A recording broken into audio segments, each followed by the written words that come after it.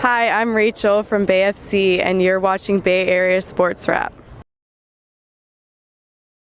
Alright, welcome back in. We're excited to be joined by Rachel Kundananji and Jordan Silkowitz. Again, if you're on the Zoom and you have a question, use the raise your hand feature. Otherwise, we'll go ahead and get started in the room. Marissa? Rachel, just how important was it for you to get that goal after not scoring that this year? It was very important to build my confidence and everything, because as a striker, if you are not scoring, your confidence will always go down. But like, if you score or assist, like it will help you even to build more confidence. Yeah. Brian?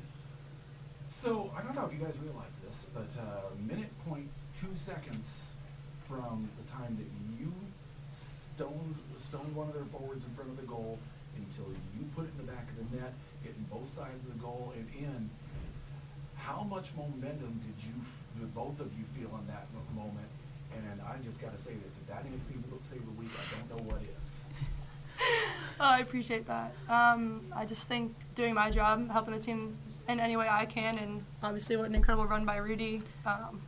We know she's had it in her, and can you hit more perfect next time, please? Maybe hit another one. Yeah. No, it was just incredible though. Feeding off that as well, I think that gave us. We put a lot of work in defensively, especially in that first half, and after that save, being able to go down against the run of play and get a goal was huge for us. Oh. Yeah. Oh, sorry. Rudy, go ahead. Yeah. After seeing that, I was just staring outside. I was like, in my mind, I was like, oh my God, we are down 1 now. After that mess up, I was like, we are down now. And when I saw her doing her job, I was just like motivated, and I came back so fast, just like to take the ball and like try to go forward. And when I got the chance, in my mind, I was only thinking one thing: is just to go behind the net. That's it. Because it seemed like once you got the ball on your foot, you were already a full half step ahead, and she was having to catch up from behind because they were ready to celebrate to taking that step in, and they were like, oh, wait, where's the ball? And now you have it, and it just seemed like there was such a momentum shift in that minute that all the AFC players are moving forward. All of their players seem to be on the back foot, and how do you capture that and make it longer and then get more ahead? I think that one, like, as soon as you are defending, you need to have that mentality as a striker. Like, I have to, like, when we steal the ball, I should be the way out, and we should take the ball forward, and that's how, when we get like sure chances to score, because I'm fast, I can run, I can use my body to shoot the ball, I'm strong, and like that's the moment when I should use my strength and make sure I help my team. And that's what I did today. If you clearly saw, I used a bit of my body to make sure because we were 50-50, me and her, and I used my body a bit and focus on the ball just to score. All right, Paul. Paula Maruri, 10 a.m. I've been talking with Albertina about having the right mentality. This is for both. As a player, what's been working for you guys as a goalkeeper?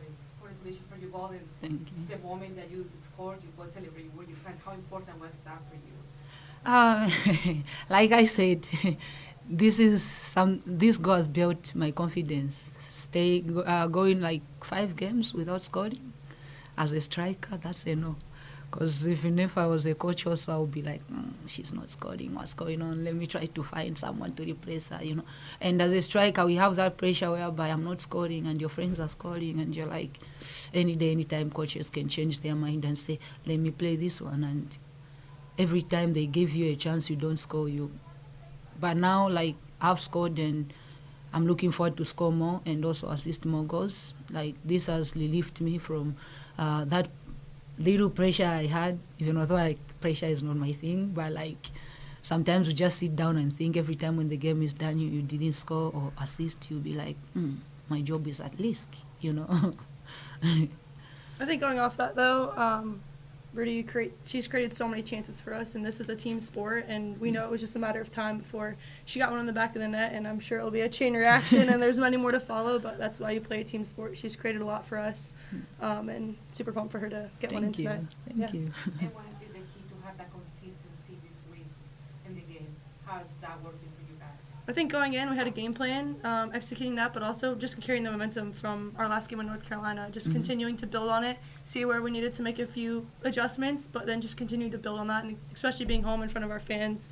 They really are that 12th man, so there's no better feeling than playing at home and continuing that momentum off the last game as well. And I think believing in one another and being there for each other, like the communication also helps, because it's not easy, you know. That's why she said, it's a team sport whereby we need to communicate. I don't have eyes behind, but they are behind me. They are my eyes.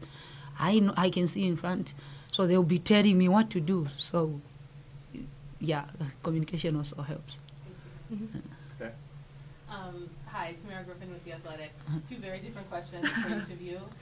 Jordan, can you just talk about how you've developed such a confidence with your feet in particular? There was a point toward the end of the game where I had to remind myself that you were not a field player because you were just holding the ball for so much longer than keepers typically do, especially in this league. So I'd love to know the background of how you've developed that. And then Rachel, this is only your second season in the league, second year, of course, with Bay. But I look at some of the players that you've been playing alongside in the past few games, players who are newer than you to the league, like Carly, like Taylor, even Caroline, who was with the team last year but is starting to play more now. So you're sort of like a veteran. And I'm just curious how you were sort of guiding the newer players who are new relative to you as you start to build these partnerships with them on the field. Firstly, like, it's just to understand one another, knowing I was also new to professional soccer before, and like people I found there groomed me very well. That's why I'm here now, and like it's just a matter of helping them and like trying to tell them how it works. Like when they make mistakes, they can also tell me when I make a mistake. And you know, soccer, no one is perfect and no one is the best player. Like that's why we train every day to perfect ourselves, and we should know, like, we should build that friendship both outside soccer and inside the pitch, because as we are communicating well, it will help us, and that's why we are like trying to get there. It's not easy, I know, but like as time goes on, it will get there. Yeah. So nice to meet you. To answer your question, I think I've had a lot of people help me throughout this journey in my career. And when I first I committed to Iowa State for my goalkeeper coach who was there at the time, and we sat down and was like, who am I going to be as a goalkeeper? Like, what are my attributes that I can make like my thing? And one thing was playing, like not just being an option in the back, but like being an outlet and being able to play and really being that 11th player on the field. And I'm really grateful here. Like, we work on it all the time in training, but Alberton, Kelly, they have that confidence in me to be that 11th player and play higher. And obviously there's learning moments, there's times maybe to not, but I've had that since college, and my goalkeeper coach in college has really instilled that in me, and it's just continued to grow over the years. I really played that way in college, and finally getting an opportunity this year, like it's just continuing to grow, and I really like being that 11th player. I like being able to start the attack. Jordan, just kind of piggybacking off that. How are you feeling now? It's been 6 games in. Like, how do you feel like your season's gone? How do you feel? Have you grown? Yeah, I think each game has presented something different, and honestly, every day in practice, each game, I'm surrounded by incredible people that help make me better, but I just want to get 1% better, finding little things, and I think as the games have gone, I've grown in confidence. My team has also instilled a lot of confidence in me, so I just think every game just continue to get better, you know, learning from the things that didn't maybe go so well, but also, okay, what are things I'm doing while I continue to grow on, and just continue to find ways to manipulate the opponent, so with the ball at my feet or in the hands, so. Congratulations on the point leads more for you college Bay Area sports. Question for each of you first. Jordan, 6 games in, you were able to see the ball really well, especially in tonight's game, even on the one big save that you made. But still, there was other times when it seemed like the game slowed down for you. Is that how you're feeling now after about 6 games? 100%. I think each game you get more comfortable learning this environment, learning the opponents you play. So for me, just like you said, continue to get better each game and just growing in confidence and comfortability on the ball. And Rachel, you mentioned to me last year, you don't need much space to be able to execute what you want to do with the ball. How much space did you actually have before you shot the ball and the defense was closing in? I think that one, there was too much space, but knowing the league and knowing the players in this league, like, you don't need to relax when you see that you have big space because everyone is running, just come to defend that ball. And there are so many times where I've lost the ball whereby I'm trying to take that space and try to go closer to the goal, and then I just lose the ball. So like today I was just, in my mind was just like one thing, just to shoot and make sure it goes behind the net. And that's what I did. And when I walked in this afternoon, I was just like, with a high spirit of saying I'm scoring. I was just like, and everybody was surprised in the dressing room, like, where did you get this mood? Today you're just like something else, you know. And I'm like, I know tonight is going to be a great night, and I was just like having fun, you know. Yeah. Any more questions for you, Brad? So, watching you all last year and then seeing where you are this year, it seemed to me, and we've talked about it amongst yourselves here, that before Olympics, after Olympics, your game changed. You became more cutting in early, trying to find the shot or the pass, and making them have to make a decision. Your defense was just, you know, became immensely more dominant.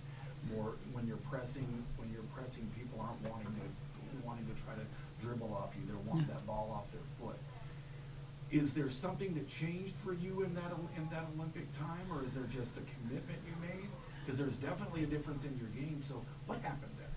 I think beginning of the season I was doubting myself a bit, and like I had to put pressure on myself. And like after I went to the Olympics, you know, I had so many times staying in my room after training, doing nothing, maybe just being on my phone. But I took more time watching the games and trying to see where I should improve and what I should do. And I realized that I wasn't playing my game. And I was like, let me step up and be the person that I am. And everybody just play every moment I play my game. Because if I play my game, I feel like I'm always on the level where the team wants me to be. So that's the step I took. So I had to like just build confidence for myself and step up. Yeah. Well, go ahead. And then, you know, this is your you know, your first experience in this team at this level. But you know, you've got really right now statistically two of the best center backs in front of you in the league right now. How much is that helping you, and how much are you guys feeding off of each other to keep these scores down to, you know, the bare minimum, so that you always have a chance at points? Yeah, it's absolutely incredible getting to play with Abby and Jill, and honestly the whole team. I mean, everyone works their butt off defensively. Like, everyone defends every moment, and they make my life easy. I think in last game in North Carolina, there was only one shot on target. I mean, that's major kudos to them. People are putting the work in. It's incredible. Like I said, each game just continue to grow, know each other a little better, and I'm really excited. Hey, this is Kate Scott, play-by-play announcer for the Philadelphia 76ers. This is Bay Area Sports Wrap. Give them a like and subscribe to their YouTube channel.